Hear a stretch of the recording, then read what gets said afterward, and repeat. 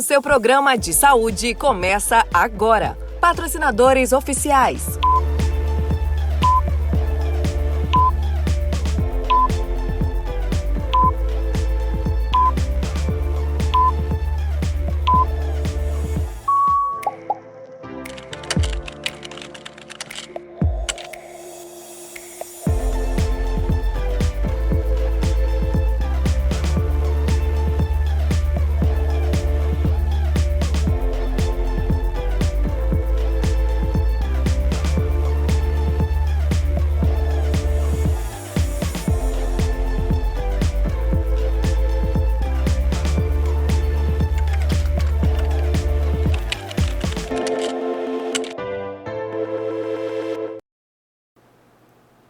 Olá, Doutor Me Consulta está no ar para levar até você muita informação sobre saúde, bem-estar e prevenção.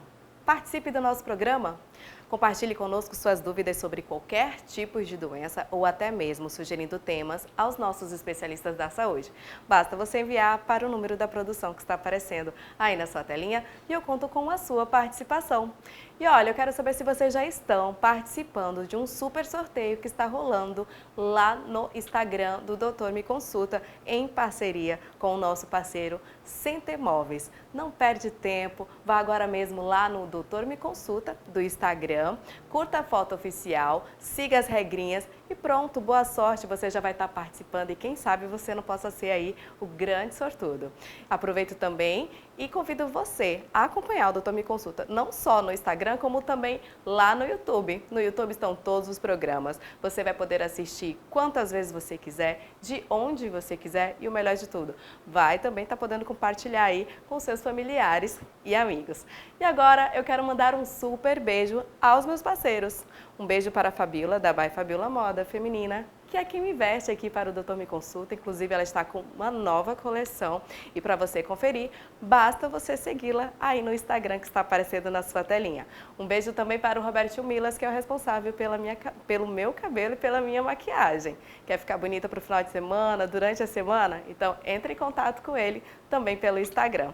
E agora, o Doutor Me Consulta tem um recado para você. Quer melhorar as suas noites de sono com qualidade de vida e bem-estar?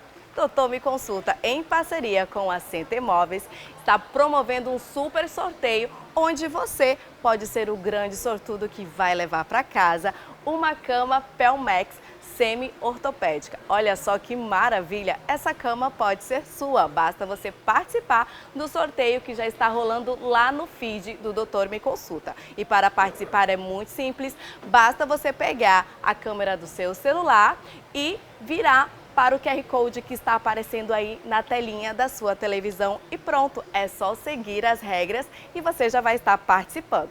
Então não deixe de participar e boa sorte! Recebendo aqui no Doutor Me Consulta o nosso neurocirurgião, Dr. Simão Lanieri. Tudo bem, doutor? Seja bem-vindo. Tudo bom, muito obrigado. Hoje nós vamos falar sobre uma doença chamada Parkinson.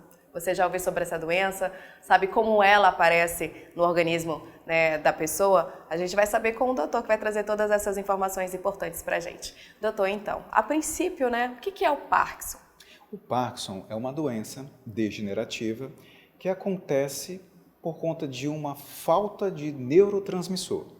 Os neurotransmissores, eles são nada mais do que mecanismos químicos que fazem a tradução dos movimentos, da respiração, da sensibilidade. Então, quando os neurônios saem do córtex cerebral em direção à mão, por exemplo, eles passam por alguns núcleos dentro do crânio. Então, não apenas dentro do cérebro, mas no tronco cerebral também. E no tronco cerebral tem uma região que nós chamamos de mesencéfalo. E é nela que fica localizada uma substância cheia de neurotransmissor responsável pelo controle motor fino, que na sua ausência determina o aparecimento do Parkinson. E esse neurotransmissor, ele é a dopamina. E a dopamina, ela é uma substância mais escura. Então, é muito comum nos pacientes, na população normal, ter essa região como uma substância negra bem intensamente escura, porque quanto mais escuro, mais dopamina tem. E quanto mais dopamina, mais aqueles contatos que estão saindo do córtex cerebral, eles conseguem fazer as conexões com essa região e fazer um controle motor fino, sem tremores. Doutor, o Parkinson ele é uma doença hereditária? Boa pergunta. Existe uma diferença entre hereditária e genética. Hereditária é quando você tem um traço e ele, de uma forma ou de outra, vai acabar se expressando na sua descendência. Seja um traço parcial ou completo. Genético, não. Genético quer dizer que você pode ter isso, mas não vai passar necessariamente a sua descendência. O Parkinson se enquadra no segundo caso. Ele é genético, ele não tem uma característica hereditária. Pode acontecer do filho desenvolver, tendo um pai, o mal de Parkinson? Pode, por causa da característica genética. Mas o mais comum é justamente passar gerações. É muito comum. Então não quer dizer que seu pai teve ou tem, você vai ter. A probabilidade existe, é um fator de risco, mas não é uma condição sine qua non. Não quer dizer que realmente você vai desenvolver o mal de Parkinson. Doutor, por ser uma doença genética, pode acontecer de que não tenha nenhum caso na família e que alguém possa ser o primeiro caso? Pode sim. Devemos lembrar que no Brasil, 150 mil novos casos de Parkinson são diagnosticados ao ano. Então são casos novos. Então um desses casos pode acontecer com qualquer pessoa, não é uma característica hereditária. Uma pessoa que a ascendência dela não tem ninguém com mal de Parkinson, ele pode ter sim o desenvolvimento dessa síndrome. Além da genética, né, que a gente mencionou aqui, existe algum outro fator, doutor, de risco que faz com que a pessoa desenvolva o Parkinson? Fatores de risco, a gente tem que primeiro tentar esmiuçar o Parkinson, o mal de Parkinson e parkinsonismo. O parkinsonismo, na verdade, existe em outras doenças. Então, tem doenças metabólicas que geram parkinsonismo. Então, o paciente ele parece ter um mal de Parkinson, mas não é por falta de dopamina na substância negra, é por outro motivo. Então, o mal de Parkinson é por esse caso. Se o paciente está desenvolvendo algum tremor que parece sim com o mal de Parkinson, pode ser outra causa. Pode ser uma deficiência metabólica, enzimática, pode ser uma alteração genética de outra doença que, entre os seus sintomas, tem o tremor parkinsoniano, mas que não é o mal de Parkinson. Então, não quer dizer que se você tem alguém na família que tem algum tremor que parece com Parkinson, seja Parkinson e você vai desenvolver. E como o senhor mencionou agora sobre a questão dos sintomas e que o tremor é um dos principais, né? Quais são os outros sintomas que a gente pode ter como um alerta, um sinal de que pode ser o mal de Parkinson? A gente pode dividir em 4 fases. A primeira fase é a fase prodrômica, depois nós temos a fase inicial, moderada e avançada. A fase prodrômica é justamente aqueles sintomas iniciais onde nós temos que começar a pensar, será que nós estamos tendo a predisposição de adquirir, de evoluir com o mal de Parkinson? Devem lembrar que é uma doença neurodegenerativa. Então, ela não tem cura, ela segue um curso inexorável. Ela vai acontecer e vai progredir. Então, é importante observar esses sintomas, como, por exemplo, a hiposmia. O que aconteceu agora no Covid, de as pessoas perderem o olfato, esse é um dos pródromos, um dos primeiros sintomas a acontecer em pacientes que estão no desenrolar do mal de Parkinson. Devemos pelo menos fechar também com relação à idade. A faixa etária mais acometida, é acima dos 60 anos. Mas acima dos 40 pode acontecer. Não é comum, mas pode acontecer. Abaixo dos 40 já é uma coisa realmente raro. Então quer dizer que acima dos 40 anos, uma pessoa que está começando a desenvolver uma hiposmia, ela pode estar iniciando um quadro de Parkinson. Uma pessoa também que começa a ter, simplesmente do nada, depois dessa idade, alterações gastrointestinais. Do nada começa a ficar constipado.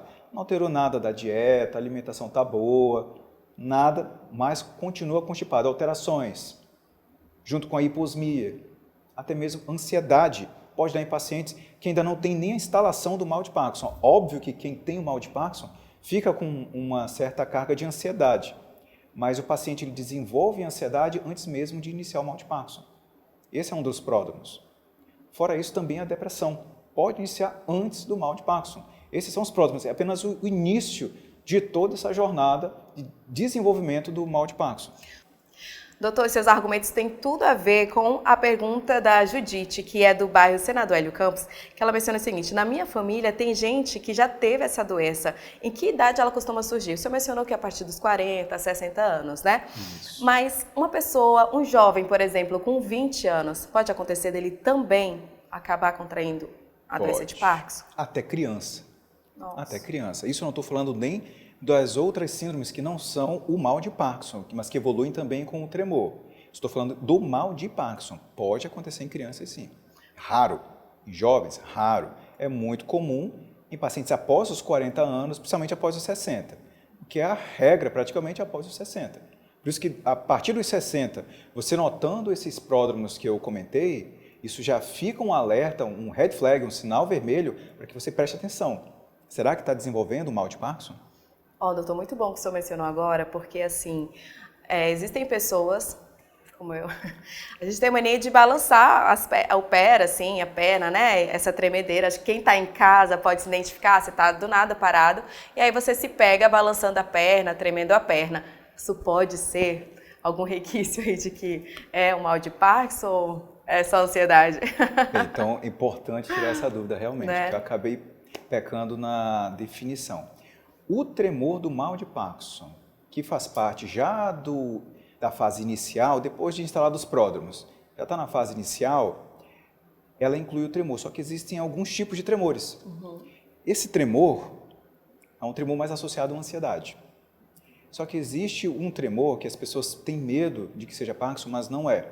Vamos dividir em dois quadros. Existe o tremor, que é quando você tem a intenção de fazer um movimento, e um tremor quando você não tem a intenção de fazer um movimento. Então, quando você vai pegar uma caneta, ou vai pegar um copo, se nesse movimento você treme, isso é um tremor de intenção, é um tremor de ação. Você teve a intenção de fazer aquele movimento, de pegar o copo e tremeu. Esse não é um tremor de Parkinson. O tremor de Parkinson, na verdade, passa quando ele vai fazer um movimento. Então, quando o paciente ele vai pegar uma caneca, somente nas fases iniciais, ele vai pegar uma caneca, vai pegar um copo, ele para de tremer e consegue pegar o copo. Só que no momento que ele descansa a mão, que é o tremor do Parkinson, que é um tremor de repouso, no descanso ele começa a tremer. Então, o paciente está lá na cadeira, descansando e a mão tremendo. Mas ele vai querer pegar o controle remoto, ele para de tremer, pega, lá, porque são substâncias diferentes. A substância responsável pelo tremor essencial é mais associada com a acetilcolina. Com o tremor de repouso, que é o Parkinson, é a dopamina. Então, são substâncias diferentes, locais diferentes, tremores diferentes. Vamos para mais uma participação, doutor. É da Jane, ela é do bairro Buritis, e ela pergunta, existem formas de prevenção? Excelente pergunta. Prevenção, atividade física. Atividade física, 20, 30 minutos por dia, segunda a sexta, é de bom tamanho. Já consegue prevenir, porque você vai fazer aquela ativação, não apenas da musculatura, mas também cortical. Você vai ficar trabalhando com os relés sinápticos, com aqueles pontos que eu falei que faz a graduação da força para ela ficar fina, ter delicadeza dos movimentos. Quanto mais você usa, melhor vai ficar. Ou pelo menos mais vai postergar um paciente que já tem o mal de Parkinson, mais vai postergar que aquele andamento seja acelerado. Então, a atividade física é essencial. Doutor, o paciente de Parkinson, é normal que ele passe a sentir mais câimbras? Sim, pelo tremor, pelo consumo muscular. Então, o tremor acontece por quê? Porque o córtex ele está levando aquela informação para o membro, só que a informação está sendo levada, não está sendo bem levada, porque está faltando aquela substância no meio do caminho. Então, acaba exigindo muito da musculatura. A musculatura ela não para. Então, isso leva a um esgotamento muscular, e o esgotamento muscular vai levar a cãibra justamente por causa daquela substância, principalmente o potássio e o cálcio, que eles vão ser espoliados quanto mais atividade tiver. É que nem também acontece com pessoas que fazem atividade física de forma intensa, não apenas essa substância, mas até o próprio ATP, que é uma substância que ela é mitocondrial, que ela tem em todas as células, que é responsável pela energia.